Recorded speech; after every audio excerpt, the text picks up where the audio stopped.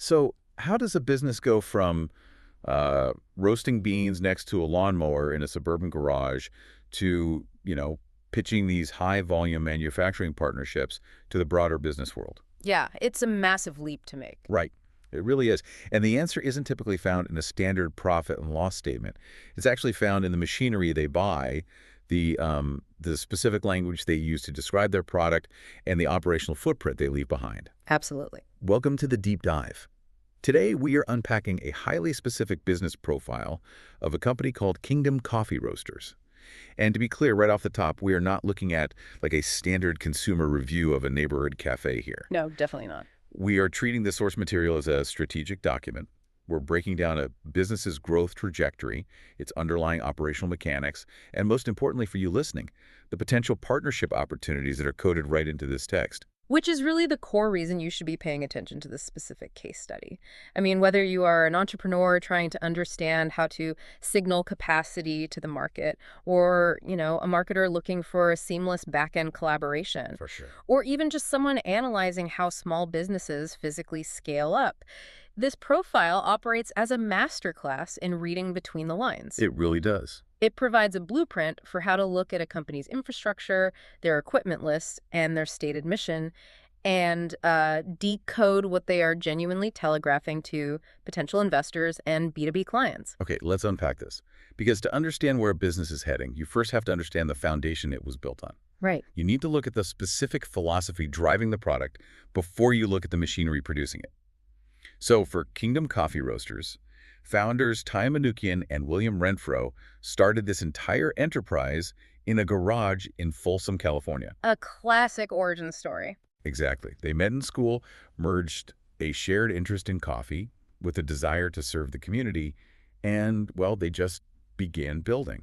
And, the garage origin is a familiar narrative, but what matters in the source material is the highly defined roasting philosophy they developed in that space. Right, the methodology. Exactly. They focused intensely on hitting what they call the sweet spot of each coffee. They are specifically targeting sugar development during the roasting process. Okay. And they prioritize ultimate balance and batch-to-batch consistency over simply, just browning the beans. It actually reminds me of the mechanics of caramelizing onions in a kitchen. Oh, that's a great comparison. Right, because if you want a dish to be sweet, you could just throw a handful of refined white sugar into the pan. But the result tastes flat and artificial. Yeah, it doesn't have any depth. Exactly. Alternatively, if you apply a very specific amount of heat to an onion over a prolonged monitored period, you coax out the complex natural sugars that were locked inside the cellular structure the entire time. Which is so much harder to do. It is. That requires an understanding of the chemistry happening in the pan. And the sugar development they are talking about in coffee roasting operates on that exact same principle. They are coaxing the sweetness out of the organic material, not manufacturing it. And the chemistry behind that is primarily the Maillard reaction. So during the roasting process, as the temperature rises, amino acids and reducing sugars inside the coffee bean begin to interact and break down. Which is where the flavor comes from. Yes. This is what creates those complex flavor compounds and the natural sweetness. But controlling that reaction in a fluctuating environment like a garage where ambient temperature and humidity change daily is incredibly difficult. I can only imagine. It requires an obsessive level of manual tracking to ensure the roast doesn't stall or accelerate too quickly, because that would bake the beans rather than develop them. See, I have to push back on this approach, though. Okay, lay it on me. If you are starting a business in a garage, your primary hurdle is just getting people to buy the product. Doesn't leaning this heavily into the strict chemistry of sugar development run a massive risk of alienating the casual coffee drinker? That is a fair point. I mean, most people just want a hot cup of caffeine on their way to the office, Yeah. Operating as a hyper-technical coffee laboratory seems like a fast track to isolating your customer base and, well, failing to pay the bills. It's a very real risk, yeah. And the industry graveyard is full of third-wave coffee shops that failed because they prioritized coffee purism over customer experience. Big time. But you have to look at how this detail functions within the context of a strategic business profile. The target audience for this document is not the morning commuter. Oh, interesting. What's fascinating here is that leading with the science of the sweet spot serves as a beacon to potential business partners. It establishes immediately that Kingdom Coffee Roasters is run by technicians, not hobbyists. Ah, I see what you mean. Right. If you are a prospective wholesale client looking for a roaster, you need proof of a rigorous, repeatable methodology. You need to know that batch number 1 tastes identical to batch number 100. That makes a lot of sense. Highlighting their focus on sugar development proves they rely on science and data, rather than just throwing beans in a hot drum and hoping for the best. But to perfectly execute that kind of chemical control at volume, you eventually hit a ceiling. You can't rely on fluctuating garage temperatures forever if you plan to scale. No, absolutely not. You need environmental control. You need infrastructure. And that actually explains the massive physical evolution detailed in the next section of the profile. The big move. Yeah. They moved out of the garage and secured a retail storefront at 305 Iron Point Road in Folsom. And the location choice itself contains a really interesting detail. The sources note they specifically converted a former vape shop into their new roastery and cafe. Yeah, going from a space dedicated to vapor clouds to a facility focused on the meticulous Maillard reaction of a coffee bean that is a noticeable shift in commercial real estate usage. It's quite the glow up. Totally. But the physical walls of the building are far less important than what they put inside them. The profile provides a highly specific, very deliberate equipment list regarding their build-out. And it is a serious list. It really is. They installed a Synesso MVP espresso machine. They brought in a compact F8 grinder, a puck press tamper, a Curtis ThermoPro brewer, and a Malkonig EK43 grinder. Now, what's fascinating here is why those specific brand names are listed in a business summary. I mean, the average consumer has no idea what a Malkonig EK43 is. Right, it sounds like a spaceship part. Exactly, Yeah. including it is a deliberate signal of capacity. Take the EK43, for example. It is an industry standard piece of equipment because it uses massive, vertically aligned flat burrs. Okay, and what does that actually do? Those burrs create a nearly perfect unimodal particle distribution. That means every single coffee ground is the exact same size, which allows water to extract the coffee evenly. So you avoid those harsh flavors. Yes, it completely avoids the bitter or sour flavors you get from uneven grinding. And then there is the puck press. Because tamping an espresso shot by hand requires about 30 pounds of pressure. Which is a lot of physical strain. Yeah, if a barista does that 400 times a shift, human fatigue naturally sets in. The pressure becomes uneven, the water channels through the weaker spots in the coffee puck, and the quality of the drink just plummets. It's inevitable. But a puck press is an automated tamper. You slide the portafilter in, and the machine tamps it with the exact same pressure at a perfectly level angle every single time. It's brilliant. It completely removes human error and physical fatigue from the equation. Which brings us back to the signal they are sending. The profile explicitly states this equipment points to, quote, an emphasis on quality and consistency. They're backing up their claims with hardware. Precisely. By broadcasting that they utilize a Synesso MVP, which allows for highly precise volumetric programming of water flow alongside automated tampers and flat burr grinders, they are proving to the B2B market that they have industrialized their consistency. They've automated the sweet spot. Exactly. They have taken the methodology developed in the garage and backed it with the heavy machinery required to mass produce it without a single drop in quality. Because, you don't buy an industrial printing press just to run off 50 copies of a family newsletter. No, you definitely don't. This equipment is built for a massive run rate. Broadcasting this heavy-duty build-out suggests they are preparing for a ceiling that is much higher than a single neighborhood cafe. Do you think they are building a high-volume manufacturing engine? The infrastructure clearly points to scale. There's no doubt about it. The next variable to evaluate, though, is the actual ethos driving the products coming out of that infrastructure. Right, the human element. Yes.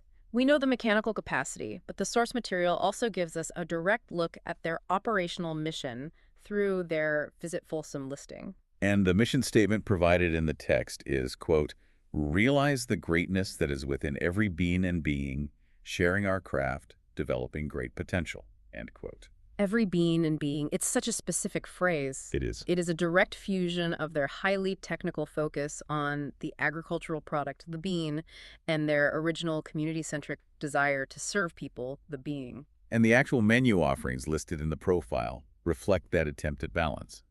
They serve their own roasted beans, brewed coffee, matcha drinks, and cafe breakfast items. A pretty standard, solid lineup. But buried in those offerings is an operational quirk that really stands out against the backdrop of all that high-end machinery. The sources state they plan to include a slushy machine for cold beverages. I mean, a slushy machine sits in stark contrast to the precision of a volumetric Synesso MVP espresso machine. Here's where it gets really interesting. This juxtaposition is the equivalent of like a Michelin star chef who runs a ruthlessly disciplined kitchen, putting a simple, really well-made hot dog on their menu. I love that analogy. Right. You have intensely expensive, world-class coffee extraction equipment operating in the exact same room as a slushy machine. That tells you everything you need to know about how they view their customers. It really does. It completely counters the purist coffee ideology we talked about earlier. They take the science of roasting incredibly seriously, but they're highly adaptable. They aren't snobs about it. Exactly. If a family walks in on a hot afternoon in California and just wants a fun, cold drink, they have an accessible option. It grounds their entire operation in the reality of serving a local neighborhood. It demonstrates a very pragmatic approach to retail. However, while analyzing their operations, the sources reveal a structural discrepancy that anyone evaluating this business really needs to factor in. Wait, what kind of discrepancy? The conflicting hours of operation. This is definitely a yellow flag in the documentation. Oh, interesting. What do the sources say? Well, the source materials provide two entirely different schedules. The Visit Folsom listing states the cafe is open from 7 a.m. to 2:00 p.m. Tuesday through Sunday. Okay, that's early morning to early afternoon. Right.